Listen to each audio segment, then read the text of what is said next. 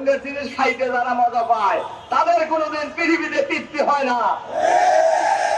সেখানে দুইজন ভাই, আপন দুই ভাই, তাদের উপর আকস্মিক ভাবে রামদা দাও কুড়াল নিয়ে হামলা করে তাদেরকে নৃশংস ভাবে আহত করা হয়।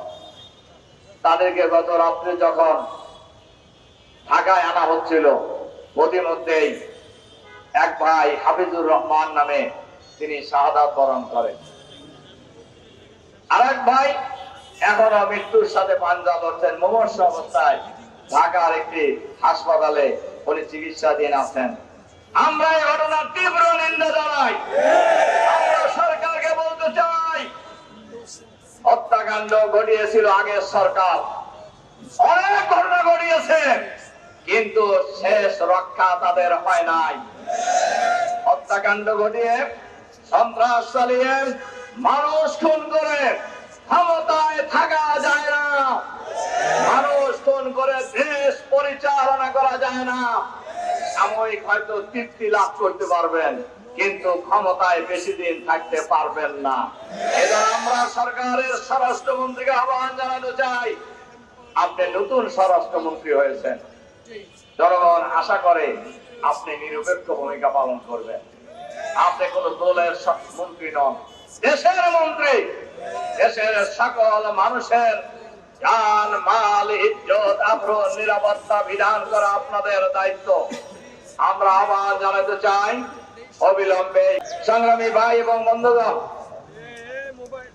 আমরা আজকের এই বিক্ষোভ সমাবেশে আমরা এই হত্যাকাণ্ডের আমরা তীব্র নিন্দা এবং প্রতিবাদ জানাচ্ছি। এর সাথে সাথে সারা মুসলিম বিশ্বে যে অশান্ত পরিবেশ তৈরি হচ্ছে, এর জন্য আমরা উদ্বিগ্নতা প্রকাশ করছি। এইভাবে যদি পাল্টা হামলা চলতে থাকে, তাহলে মুসলিম বিশ্বের শান্তি বিনষ্ট হবে। নৃশংস হামলা এবং হত্যাকাণ্ড সংঘটিত করা হয়েছে। এই যে আসলে এই হত্যাকাণ্ডের সাথে শুধু ইসরায়েল জড়িত, এই কথা বলার কোন সুযোগ নাই। ইসরায়েলকে ইউজ করা হয়েছে, কিন্তু এর সাথে সবচেয়ে বড় পরাশক্তি জড়িত।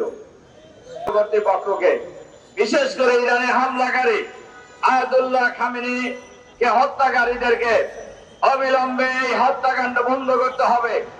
আর এই ক্ষেত্রে জাতিসংঘকে কার্যকর ভূমিকা পালন করতে হবে।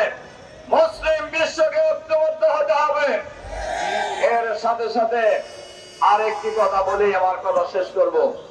আপনারা শুনেছেন এবং আপনারা সোশ্যাল মিডিয়ায় দেখতেও পেয়েছেন, গতকাল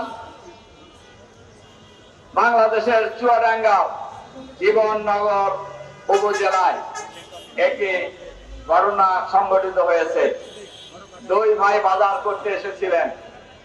এটাও আপনারা জানেন, চুয়াডাঙ্গা জেলায় দুইটি নির্বাচনী এলাকা, অর্থাৎ দুইজন সংসদ সদস্য। এই দুইজন সংসদ সদস্যই জামাত থেকে নির্বাচিত হয়েছেন। এই কারণেই কারোর গায়ে আগুন ধরে গেছে, গোটা বাংলাদেশ নিয়ে গেছে, তাতেও তাদের তৃপ্তি হয় নাই। তারা সব নিয়ে নিলে পারলে তাও তৃপ্তি হতো কেন আমরা জানি। সরকারের বিরুদ্ধে বাংলাদেশের মানুষ যেভাবে ঐক্যবদ্ধ প্রতিরোধ করে তুলেছিল, এই হত্যাকাণ্ড যদি শুরুতেই বন্ধ করা হয়, বাংলাদেশের মানুষ ঐক্যবদ্ধ প্রতিরোধ করে তুলবে বাংলাদেশে। সংগ্রামী ভাই এবং বন্ধুগণ, এজন্য আমি আবারও সরকারের কাছে আহ্বান জানাতে চাই, কাজেই হত্যাকাণ্ড ঘটিয়ে আমাদেরকে ভয় দেখানোর কিছু নাই। এটা আপনাদের ভালো করে জানা থাকার কথা। কারণ আপনারা একসাথে মেলা দিন আন্দোলন করছি। আপনারাও কি জিনিস তাও আমরা জানি, আমরা কি জিনিস তাও আপনারা জানেন।